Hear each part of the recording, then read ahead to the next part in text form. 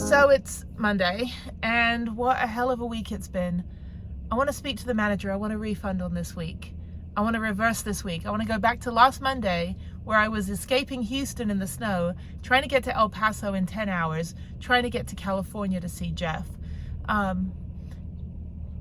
Still can't believe it. Jeff passed away on Thursday. And I was on my way to Schoolypalooza, and then I was going to go visit him for a week, and I thought I had more time. But on Friday, a week ago Friday, he had a blood clot in his lungs that ended up sending him into the ICU with pneumonia, and then he was unresponsive for about 30 minutes. He had his heart had stopped as well, and so he was sedated. His eyes were like, one eye was opened, both eyes were open here and there on Sunday.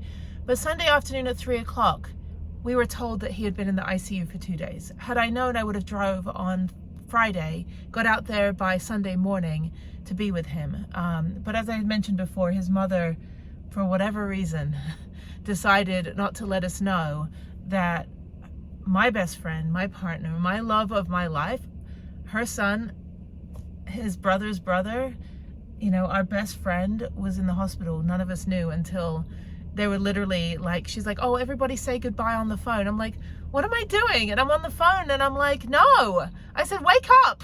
Like, Jeff, wake up. We have more time. We have until we're like 93. Like, wake up. And I was like, I'm not saying goodbye. This is bullshit. Complete bullshit. I said, I'm getting on the road. I'm coming out. So I drove, and when I got there, I got to El Paso, can't even speak, El Paso on Monday night, and then Tuesday morning, I was like in a holding pattern. I was like, okay, well, he came out of it. He didn't, you know, they didn't pull the plug. He came out of it on Monday. He was stable. He looked like he was on the upswing. So then the drama starts, and I find out that his brother, who drove all the way from Vegas to go see Jeff, was denied access. And I thought, this is ridiculous. So I had to wait, you know, I was like, okay, I'm just gonna walk around El Paso for a couple hours, and I'm gonna head on to Phoenix. So I get to Phoenix, and he's still stable, but she's still refusing. So meanwhile, I'm on the phone with the VA, I'm on the phone with the DA, the VA, the DA, the hospital, because we have power of attorney in place, and she went and created her own like fake power of attorney, which you can't just, family members can't just show up on the last day with a power of attorney and say, I'm taking control of everything. Like, the whole reason the laws are in place that you can't have parallel powers of attorney all of a sudden is so that this doesn't happen. So I told the hospital, I was like, we have everything in place. It's been in place since 2023. Like, we have letters from the doctor saying that he doesn't have the capacity because of his brain trauma to make his own medical decisions. And we found out that this, you know, last year or so, she'd been interfering to the point where, you know, to the point where he's in the city hospital in Hollywood, like in the ICU, unresponsive. I'm like, how did we were being told by her that he was getting better. Had I known, I would have rushed out sooner, but we were being given this information that was not true. It's just, and of course, you know, Jeff can't speak for himself, but oh my God. So I'm in Phoenix, and I was like, okay, well, I could go into LA, but I'm going to be in the fire zone because it's right in the middle of the fire zone. I'm going to be in the fire zone. I'm going to be in all that smoke, and I'm not going to be allowed in the hospital. So we tried to get an intervention. We tried to get a last minute, 11th hour, you know, like legal access, you know, to tell the hospital. I called corporate, and I was on the phone with them. I said, look, like, you guys this is medical malpractice at this point. You can't think that just because she has a more recent power of attorney, that her power of attorney is like more recent as in the day he's passing away. All of a sudden she shows up with this. We called all of the other facilities that he's been in for 2 years. We're like, did you ever see anything? And she goes, or they'll go, no, like, we never got any of this like stuff. So apparently, like, she got a bunch of people like to sign it that have had no part of his care whatsoever, like an aunt, and then she has access to a notary. And it's like, this is not, you can't do this. You can't just show up and be like, oh, I'm going to take, you know, control of everything. So she's been this way since I was 14. But this is what people like that do. Like, in the time where everybody's trying to grieve and give love to somebody that's in their time of need, the person that wants all the attention has to take all the attention away toward them. And that's exactly what it is. I'm supposed to be grieving, and now I'm on my way to LA to go, deal with the logistical stuff, and Jeff died. I didn't get to say goodbye. She robbed us of our closure. I didn't get to hold his hand and tell him, like, we're here for you. No, I can't even fathom how. I can't even call her a mother at this point, but she's been this way since I was 14, and for the last like 33 years. And it's really affected Jeff. It affected everything about his trust in people that are supposed to be like parents. Like it really affected him. And because of that, he sought out really wonderful, amazing friends. He confided in me, like, we were best friends forever. Like when Harry met Sally, like we did life with other people. We did life with each other when we were 15. In high school we dated, and it was my first kiss. I had a crush on him since 8th grade, because I moved to America in 8th grade. And I was like, oh, who's that guy? And he didn't know me until 9th grade, and we had mutual friends. And then 10th grade, he asked me out. And I said, sure. And he said, cool. So we were so awkward. We were both like in the band. He was in the jazz band. He played upright bass. He was 6'4". Oh God. But then, we did life with other people. He had a crash in 2019. But he has a daughter, and that's the hardest part about all of this, I think, more than anything, even beyond my feelings, is that he has a kid. And she's going to grow up without a dad, and she's pretty young, so there's not a lot of years that she had with him. But yeah, so then 2019 onwards, his brain was scrambled. Like he had a near-death experience. He had ridden 70 miles an hour into the front of a Honda Civic that jumped the lane in Angeles Crest Highway out in LA. And the car didn't look like a car, and he didn't look like a person. But they rebuilt him. They rebuilt his whole pelvis and everything, and it was, it became bionic, because that's how he is.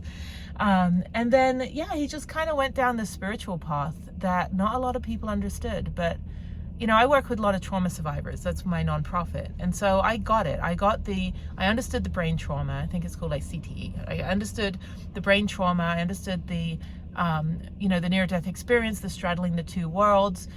His partially paralyzed, so not being able to control his body. So who's controlling his body? He thought like, imaginary people were controlling his body. And that's understandable. That's kind of like people that have a near-death experience. The world doesn't make sense, because they were split second taken out of it and come back. But, we got back together in early 2022. And, I saw a difference, but he was still Jeff. We still would, we'd look at each other and be like, we'd just smile and laugh. We'd be like, oh my God, like you're like 15-year-old Jennie, or you're like 15-year-old Jeff. And we saw each other all the time over the years, like in different places. Like we'd go a couple years without seeing each other in person, and I'd come back from Japan, or he'd come back from the Navy. We'd be in California, or he'd be in, Tennessee, and I'd be in Texas. And he'd come visit me in Indiana at college, or New York when I was doing an internship. And we just talk on the phone forever. And I recorded everything, all our phone calls, everything. So I have that. But it's not the same, obviously. So he got really, he kind of got into this, he got involved with this other guy that was like this guru that I think took advantage of him. And we're going to deal with that later. But I think he got kind of manipulated a little bit by that guy, not a little bit, a lot. And, this guy kind of preyed on Jeff's situation, whereas I was trying to, understand and help him heal. So we would go back into trail riding on our mountain bikes, and I swear the guy could never cook a steak. Almost burned the kitchen down. Oh, I can't cook either, so it was like the blind leading the blind. But yeah, so he, there was still pockets of the, pre-crash Jeff before 2019, and then there was the Jeff afterwards. And I love him unconditionally, so I understood, but I also was honest with him. I'm like, that what you hear is not real. Like, they're not there. Like, I'm a science-based atheist, right? So like the explanation of why his body's not working the way it's working, and I just go like logical Jennie. But he had his own spiritual journey. I respected his healing journey, but at the same time, I think the manipulation by this guy in Vegas, this guru, was too much, and I think it made him make some bad decisions. So he went to Mexico in December 2022, and I went to the East Coast because I needed to do my, my work, my van life. I didn't want to go to Mexico. So he went to Mexico to go ride motorcycles, and he ended up losing control of his BMW and went off a cliff and probably went down about maybe like, I don't know, 50, 60 feet or something. And then he was about 30, he was thrown 30 feet from his motorcycle. Now keep in mind he's 6'4". His left foot was touching his right shoulder. And that's why they ended up having to amputate his left leg. Now his right leg was partially paralyzed, but he could still ride a motorcycle. Honestly, he probably shouldn't have gone on a motorcycle at that point. But nobody stopped him. I told him it was probably not a good idea, but he was with his motorcycle friends and they're all like, oh, let's go ride. I have some choice words for them, but yeah, so he ended up being airlifted from Mexicali out to San Diego. And this was in December. So once he was out of the ICU, about the first week of January, I quit my job, a 6-figure job. I quit my job and flew out to be with him. Spent 10 days. This woman, wonderful woman, gave me an Airbnb for free for 10 days in San Diego, like 5 minutes from the hospital. So I stayed with him, and then once I assessed the situation, I flew back and I got the van, and I lived in the van for 3 months in San Diego. Now I had been getting information from his mom that was like, well, praise God, and he's in and out of lucidity, and he's got no memory, and blah, blah, blah. She made it sound like, I don't even know who she was describing, because when I got there and I saw everything, that I was like, okay, he's gonna get through this. Like, he's gonna heal from this. This is not, it's horrific. When I walked in, he was hooked up to all these dialysis machines. His kidneys had failed. He was on a feeding tube. He'd probably lost about 60 pounds at that point.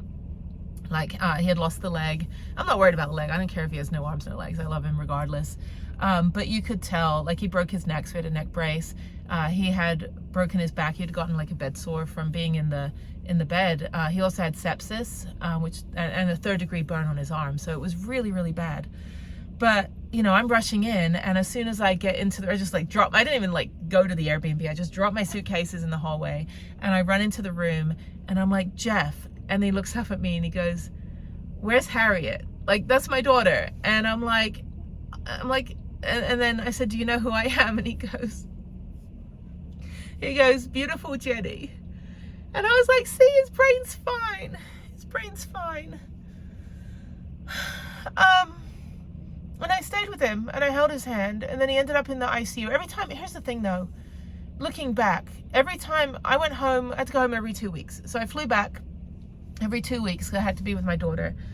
And those were the weekends his mom was there. And when I come back Monday morning, one time he was in the ICU. Like, over the weekend, he went from Friday where he was getting better, we were eating, he was able to sit up, we're trying to get him in a wheelchair, to Monday morning, he was catatonic. And I'm like, what the hell happened over the weekend? I'm like, I have to be home, right? I have to see my daughter.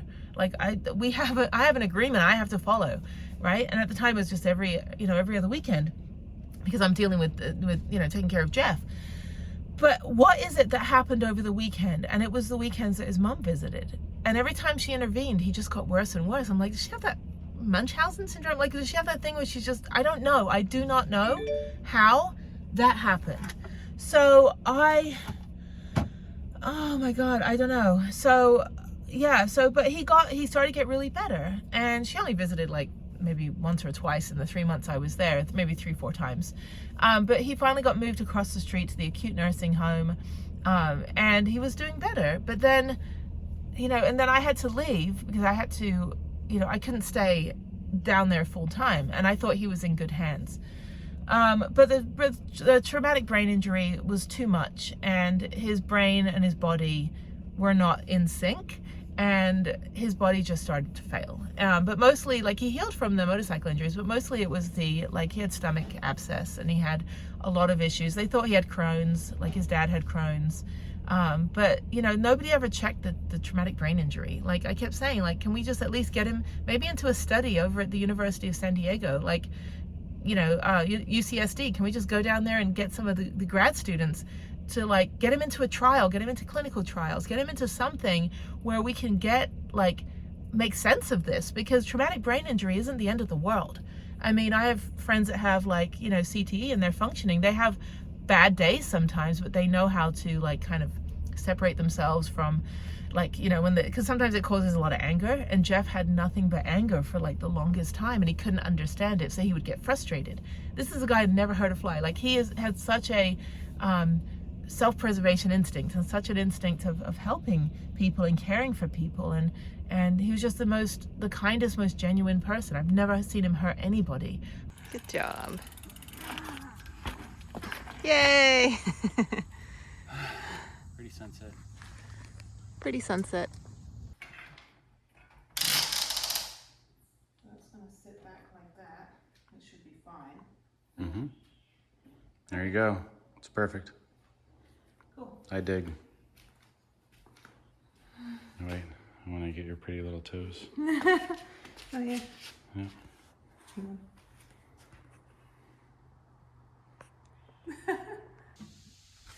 This is your rebound adjuster, which in motorcycles especially, the rebound adjuster does control the compression, the squish a little bit, but the rebound adjuster, you mainly, it's depending on like how much air pressure you have.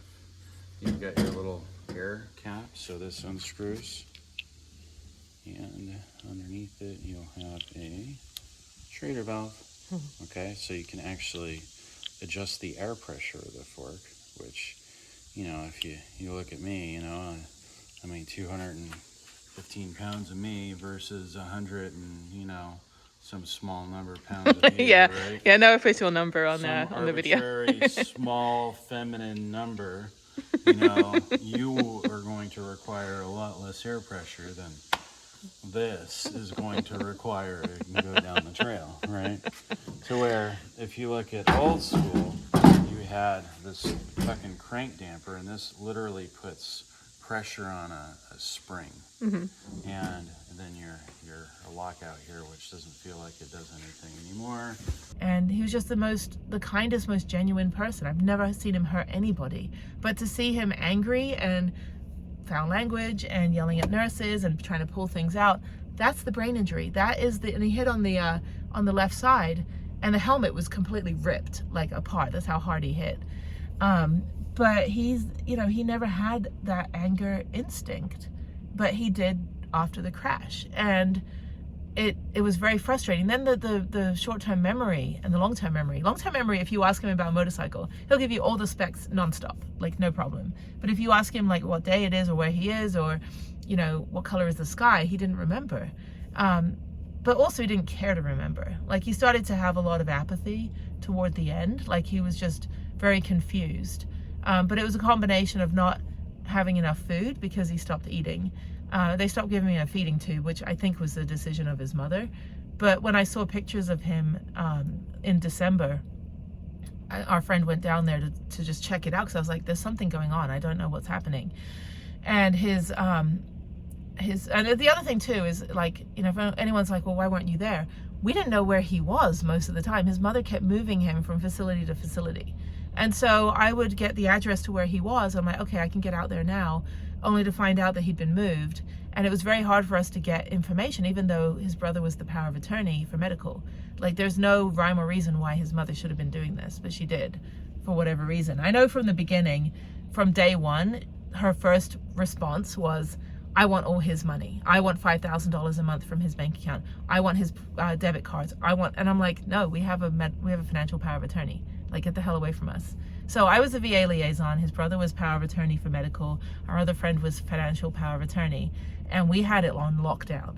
Like, we made sure that she wasn't going to get access to his money or his assets or anything. And again, like, she kept texting me going, well, Jeff needs to come home to my house so I can get paid by the state of California to take care of him. I'm like, you're a sick, twisted woman. I said, he's staying in a care facility. Stop moving him around.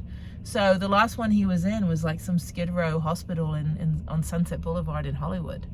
And I'm like, where the hell is he? Why is he at this hospital? Why is he not in a, you know, top of the line medical facility? Why is he not in the VA hospital? He's a veteran, Navy veteran. And I had signed him up in the VA 2 years ago, but she refused to send him over to the VA. She kept putting him in these Medicaid hospitals. whatever it was. I'm like, and of course, people like that, the narcissist, sociopath type people, they want to take all the attention away, all the love away from everybody and direct the attention to themselves. So while we're supposed to be grieving, we are beyond angry about what happened. I mean, we're just a bunch of kids trying to save our friend.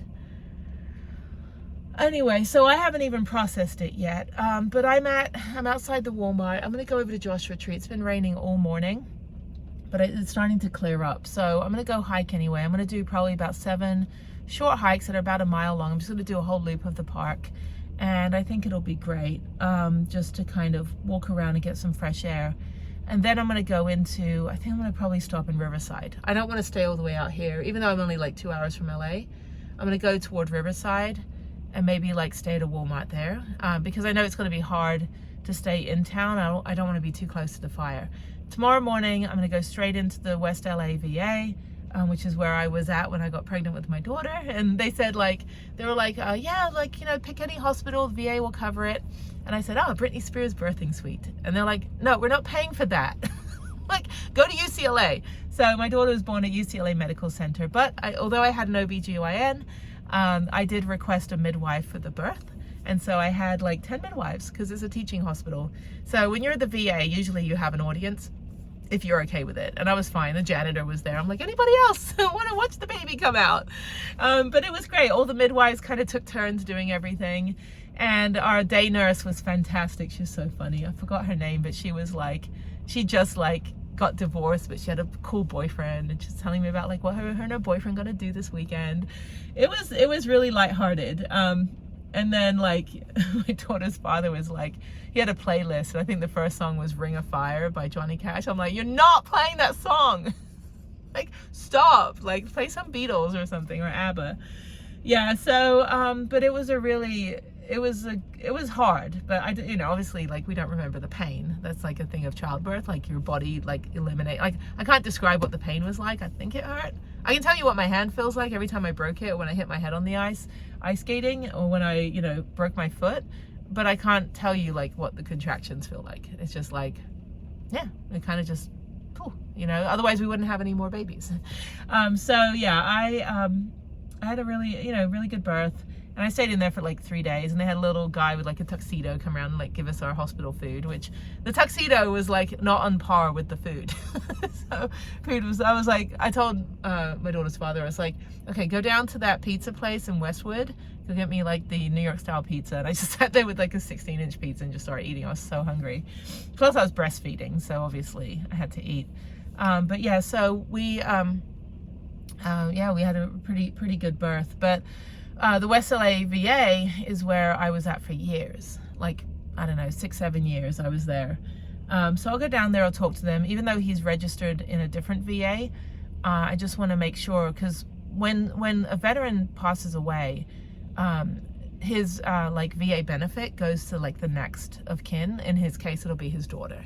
So I told his ex-wife, I said, look, I'll go down there and I'll sort this out, get the paperwork, so that his monthly benefit can be transferred into her, you know, into the daughter. So that's, you know, between now and the time that his daughter's 18, it's like 30 grand. You know, that's a good chunk of change. She can put it towards something and just feel, you know, maybe feel a connection.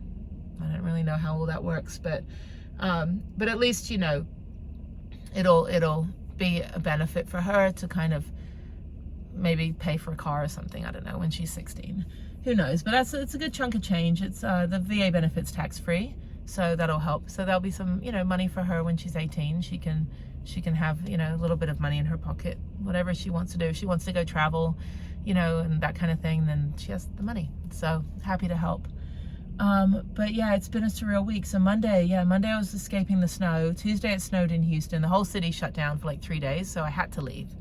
I was in Phoenix, I was in El Paso Tuesday. I was in Phoenix Tuesday night, did that hike Wednesday, and just kept keeping tabs. And I was like, look, I'm ready to hightail it in 2.5 hours to LA as soon as, you know, there's news.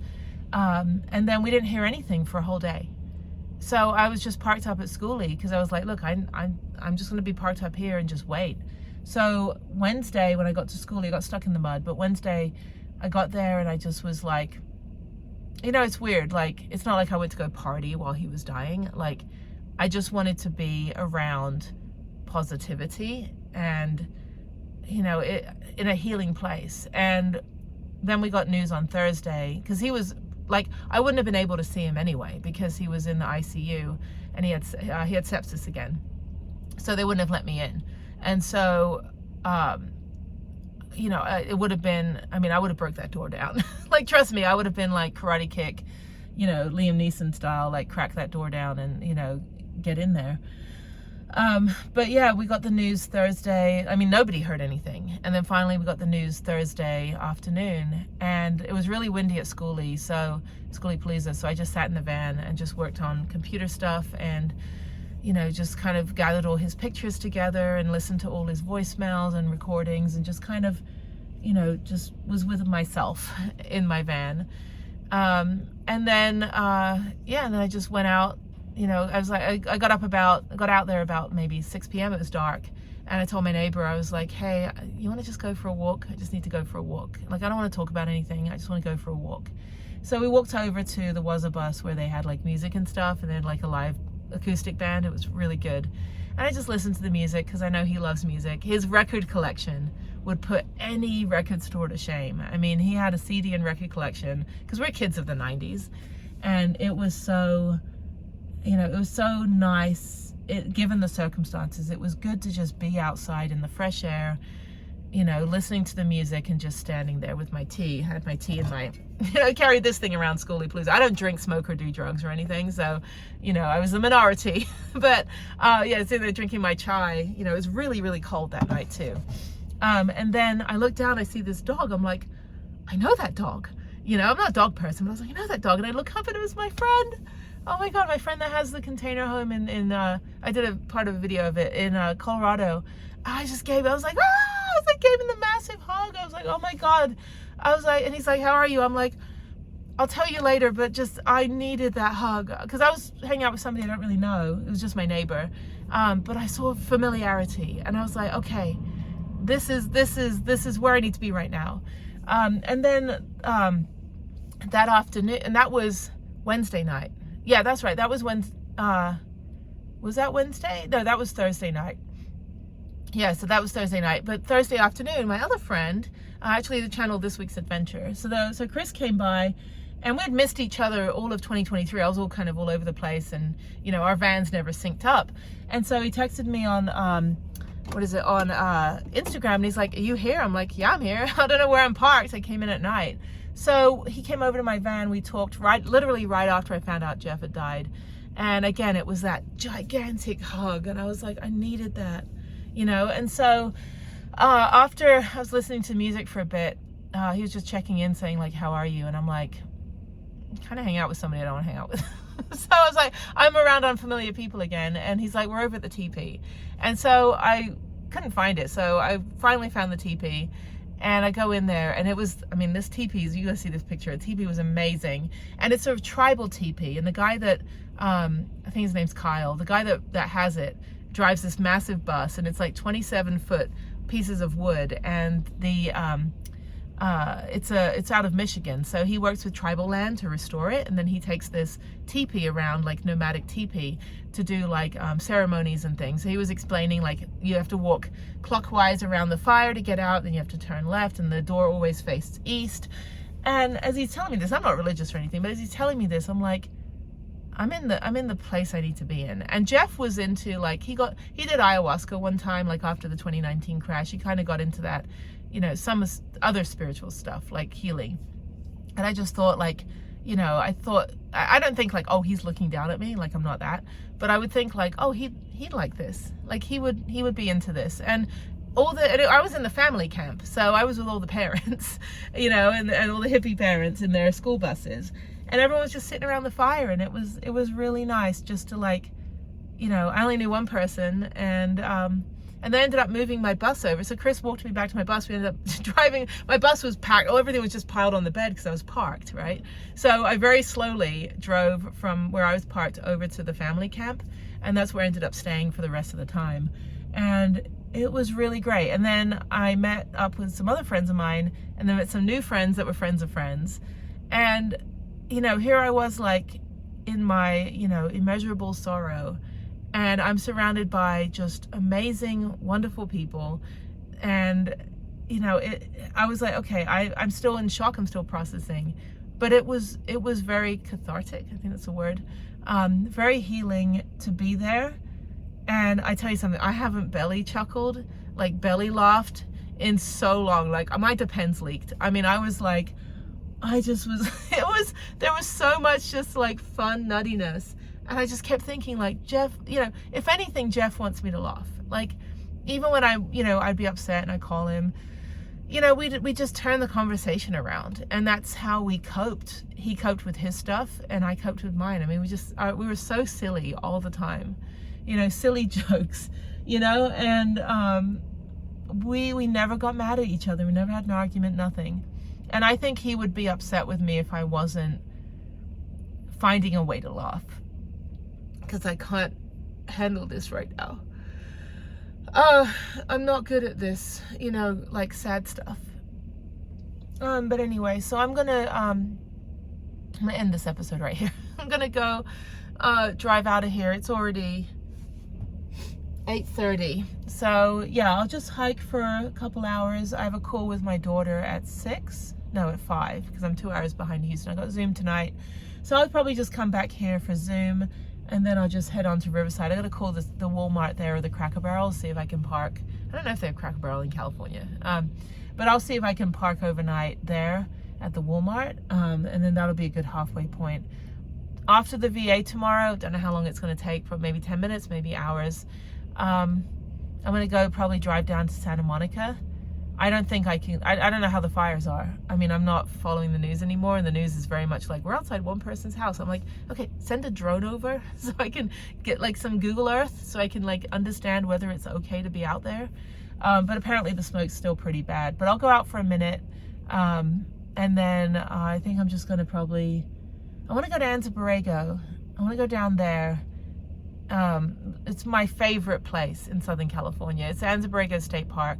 I want to go down there and go do some hikes. They've got great BLM, because I've got a couple days. And then I'm going to make my way probably back up to Palm Springs for a day, and then to Phoenix again. But I think I want to go straight to Phoenix though. Maybe after tomorrow. Maybe I'll do some things around LA. Then tomorrow, it's so expensive. It's like $4 or $5 for a gallon for gas. So I want to get out of California. But if I go back to Phoenix, it's only like 2 something, 3 something. I want to do some pump track where they've got like rollerblading. And again, this is all stuff Jeff and I would do. So, you know, it's all I can do is kind of live for the legacy and continue doing things that we would do together. And he was getting really good after the 2019 crash. He was getting really good at getting his strength up on the partially paralyzed leg. And then they took the good leg. They amputated the left leg. I'm like, you bastards, you took the good leg. So even with a prosthetic, he would never have been able to bear weight on his right leg enough to walk with the prosthetic. And he didn't have the strength in his arms either because of the partial paralysis to get himself into a wheelchair. So his level of independence toward the end was really not, you know, it wasn't where we thought it would be, where we expected it to be. But again, his brain wasn't navigating his body because his brain was scrambled.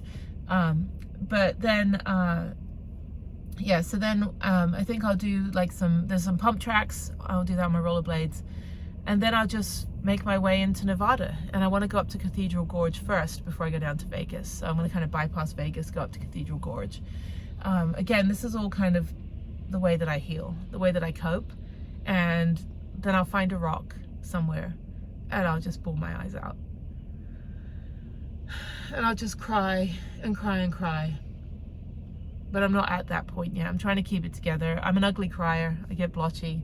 My contacts get all monkey. So yeah, right now I'm just kind of, I gotta be focused to get through the legal logistical stuff. And once I get an idea of where we're at with that, and then I can let the floodgates open.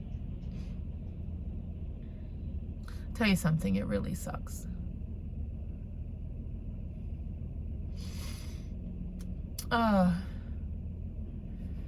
It really fucking sucks. We had like a promise until we're like 93. I mean, he was my soulmate. I don't have anyone like that I could just talk to, you know? I don't have anybody that I can talk to for like 10 hours on the phone, that understands me, that I can just look at and we know. And even if we're doing life with other people, we just know each other. You know, we don't have to explain. We don't have to question or anything. I mean, when you know someone as your soulmate from age 14, like, that's a hell of a long time to get inside somebody's head.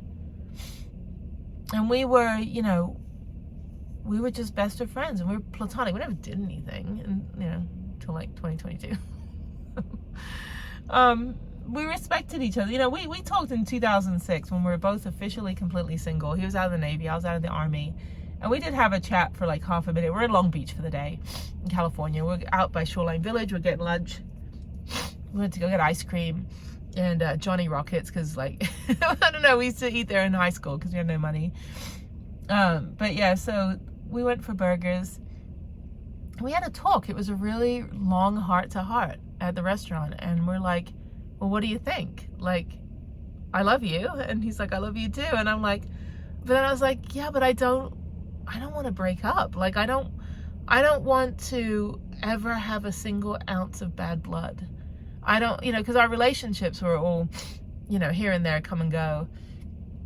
You know, we never really, I don't think we ever really committed to our relationships, I think, because we never had that connection the way that we have the connection. And so, like, you know, we liked our partners, but like, you know, there was always something missing, I think, for each of us. And when we got together in 2022, it was like, we talked so much about future, and I thought I'd have more time. I did not expect another crash at all. And, you know, I had all that time in the hospital, and I sat there 9 hours, 10 hours a day, and I just held his hand. There were days where he slept all day. I didn't even leave. I didn't pee, I didn't eat, nothing. I just sat there and held his hand the whole time. And, you know, sneaked a few kisses here and there, even though we had to wear masks. I was like, fuck that. You know, screw that rule. You know, I love this guy. And the thing is, like, people are like, I didn't even know you guys were friends. I'm like, because it was private. It remained private. And I think the hardest thing, beyond the fact that I've lost Jeff, is that now it's public. And now I'm putting it on here, right? But it was our private friendship. We kept it private. We didn't have interference from petty, catty friends or social media or his mom or anything. It was our private friendship. And it was beautiful. And it didn't last long enough. So I have the big gaping hole in my heart. My heart is steel, wrapped in iron, encased in barbed wire anyway. Most days, like, I have to put on some pretty thick skin. No, I'm actually quite nice. But there's a hole. And it's a big fucking hole. I just thought I had more time. I was supposed to be visiting him this week. We were supposed to be going on trips. He was supposed to be, you know, going hiking and getting back on a bike and taking some cooking classes to get that steak right. He'd like, every time, I was like, I like firemen, but we don't have to call them every time we cook dinner.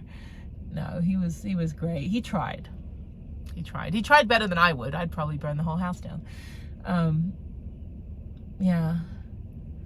So yeah, okay, so let me go hike, and I'll see you on the next episode where I'm hiking and bawling my eyes out. No, I need fresh air, and I think it helped to be around people so that I didn't just lose my mind, because, you know, I didn't want to just, I mean, I got very close to what I found out, and I was sitting in the van on the windy day on Thursday. I got very close to just like losing it, like just bawling, crying, immeasurable sorrow, you name it. And then I thought, I'm surrounded by positivity, right? And so when I was in the teepee, I did mention, like, when I got comfortable with the group, there's a couple, maybe 8, 9 people, and I said, hey, you know, my partner died today. And everybody was like, nobody said like, I'm so sorry and he's in a better place and all that bullshit. Like I'm blocking people now that say that to me. I've already blocked 3 people like, oh, he's in a better place. I'm like, he's dead. His daughter's without a father. There's no better place. How dare you? You know, take your virtue signaling bullshit and get out of my face. I don't want to hear that. What I want to hear is, how are you coping? Do you need anything?